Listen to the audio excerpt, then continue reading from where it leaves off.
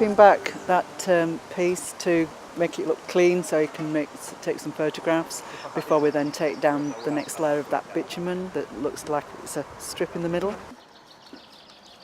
On the other side of the southern wall of the warehouse, we've got two very interesting trenches that we didn't really expect, and we're looking at one of them right now. When you look at the older maps, you can actually see that there's an annex to this building, and it appears that we're now looking at one of the walls to the annex to the building that has been demolished probably before they demolished the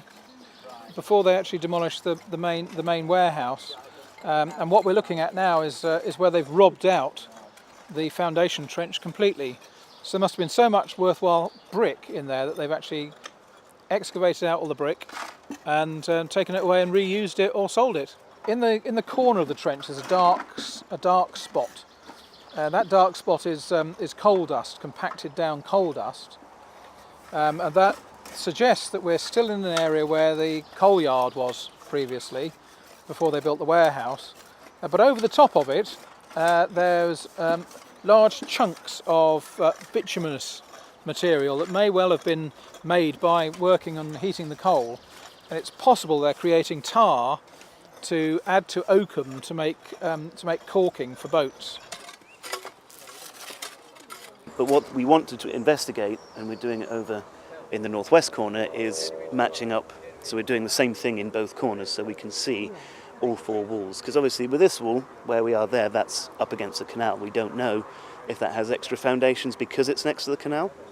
So what we want to do is investigate all four walls so we can then get an idea of do those foundations match all the way around. So this is the southeast corner of the warehouse. And where Kevin's working there at the moment, excavating down, he's gone down nine courses of brick in the foundations, plus there's about 4 above that at the beginnings of the wall. So it's a very, very deep foundation, and we're not at the bottom yet.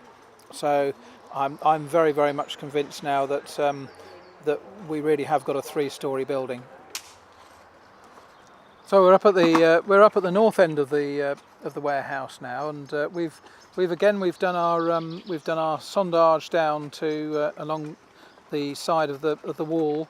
We've excavated out the foundation cut, but without taking the wall itself out.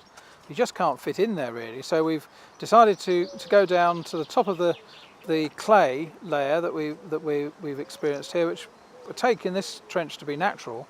We've gone down to the clay and then gone through the clay simply to allow us to find out how deep this foundation is, and I think where Paul is now, we've just about reached the very bottom of the foundations.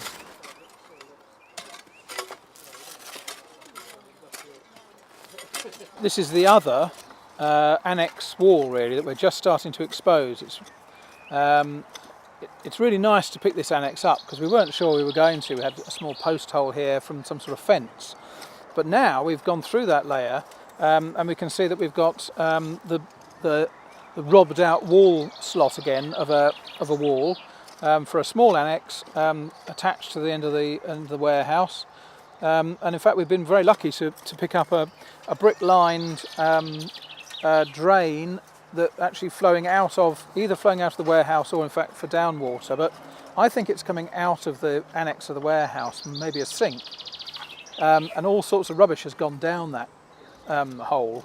So we've got bits of broken pottery, and we've got animal bone has all gone down the sink, if you like, presumably to wash out into the canal, but it never made it. So we've got our annex, we've got the compacted floor with lots of coal staining on it, and now we're just trying to go down in this corner to see whether we can find out how far down the walls go.